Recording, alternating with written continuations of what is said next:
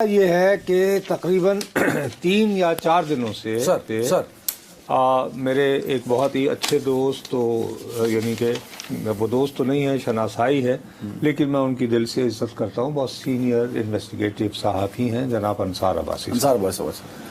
ہم دونوں کے نظریات میں زمین آسمان کا فرق ہے، لیکن وہ ان کی بینگ انویسٹیگیٹو جرنلسٹ جو کیپیسٹی ہے، میں اس سے ہمیشہ متاثر رہتا ہوں۔ ٹھیک ہے صاحب؟ ناؤ یہ مسلسل یہ لکھے جا رہے ہیں کہ گروپ بنا ہے جن کا نام ہے خیر خواہ، یعنی خیر خواہان پاکستان۔ اچھا، اس میں 2 سابق وفاقی وزراء اور ایک سابق لیفٹیننٹ جنرل جو کہ ڈیفنس سیکرٹری بھی رہے وہ شامل ہیں۔ وہ کون ہے؟ خالد نعیم لودھی۔ ارے ایک منٹ ہے جو یہ آپ کے ماتھے پہ جو تھیوری آئی ہے، آپ پہلے تیوری کی وجہ بتا دیں۔ نہیں، میرا خیال ہے کہ میں جو بات کر لوں گا اس کے بعد اگر آپ اپنی تیوری کو ایکسپلین کریں گے تو آپ کر لیں، it might make more sense. ٹھیک ہے، یعنی میں آپ کو روک نہیں رہا ہوں بھائی، آپ خدا نہ خواستہ آپ پورا کر لیں۔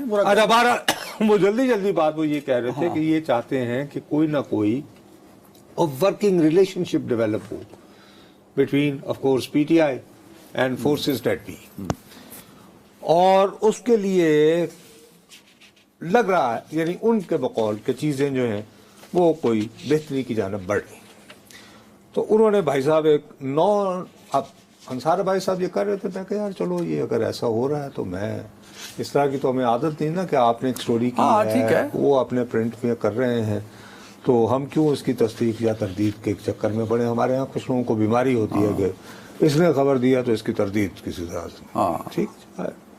لیکن آج یہ ہوا کہ ان کا تو یہ چھپا کہ جی ان کی جو وہ جو یعنی فارمولہ دے رہے ہیں نا مصالحتی، اس کے نمایاں خد و خال یہ ہے، وہ انہوں نے، لیکن وہ یہ ہے کہ نیشن کے ایڈیٹوریل پیج پہ نعیم لودھی صاحب کا، نعیم خالد لودھی، ان کا اپنا آرٹیکل چھپا ہوا تھا جس میں وہ 9 نکاتی ایجنڈا ہے۔ اب اس پہ میں نے آپ سے یہ درخواست کی تھی کہ یار ذرا آپ نوجوان آدمی۔ اچھا، اب 2 چیزیں ہیں، آپ پورا ہو گیا آپ کا؟ جی، اس کے بعد ان کے نکات بتا دیں گے بارہ نکات بھی چلو بتا دیں۔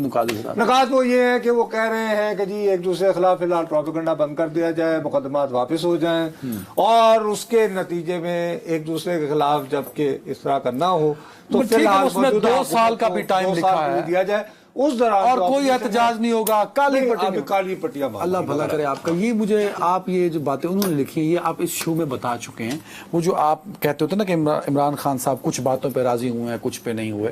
ای سی ایل کے علاوہ باقی ساری باتیں وہ ہیں جو آپ نے کچھ باتیں وہ ہیں جو آپ نے کی ہوئی ہیں، وہی انصار عباسی صاحب رپورٹ کر رہے ہیں، وہی انہوں نے آج لکھ دیا اس حوالے سے۔ اچھا، اگلی بات یہ ہے کہ جب خالد نعیم لودھی صاحب کا آپ نے نام لیا تو میں نے کہا کوئی اور لودھی صاحب جنرل ہوں گے، آپ نے جنرل لودھی کہا تھا، مجھے جب بتایا آپ نے، کیونکہ اگر پورا نام جب میں نے آ کے پڑھا تو میرا ماتھا ٹھنکا۔ تو وہ یہ ہے کہ آپ نے تو مجھے اب وہ اپنے میرا اپنا شو پہلے ہوتا تھا وہ آپ کی وجہ سے بند ہو گیا، تو اب میں ڈیپینڈنٹ ہو گیا۔ چلو خیر، میں نے ان کو اپنے شو میں لے لیا، مجھے نہیں تھا پتا کہ ان کو لینا جو ہے وہ میرے لیے ریڈ لائن ہو سکتا ہے۔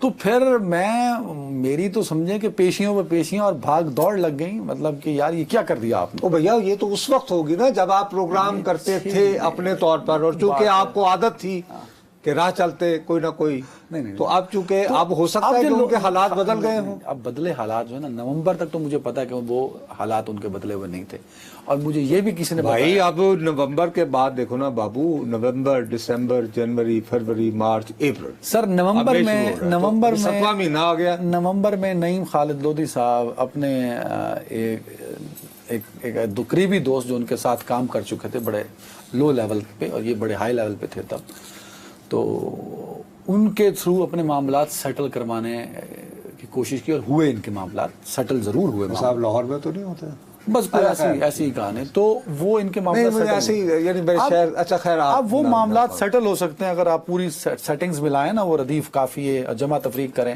تو وہ نومبر میں شروع ہوں گے۔ جو شخص 6 مہینے پہلے اپنے معاملات سیدھے کرتا پھر رہا ہے، اور میں یہاں یہ بھی بتاتا چلوں کہ ان کی موجودہ لیڈرشپ سے 1 on 1 کوئی ملاقات نہیں ہوئی۔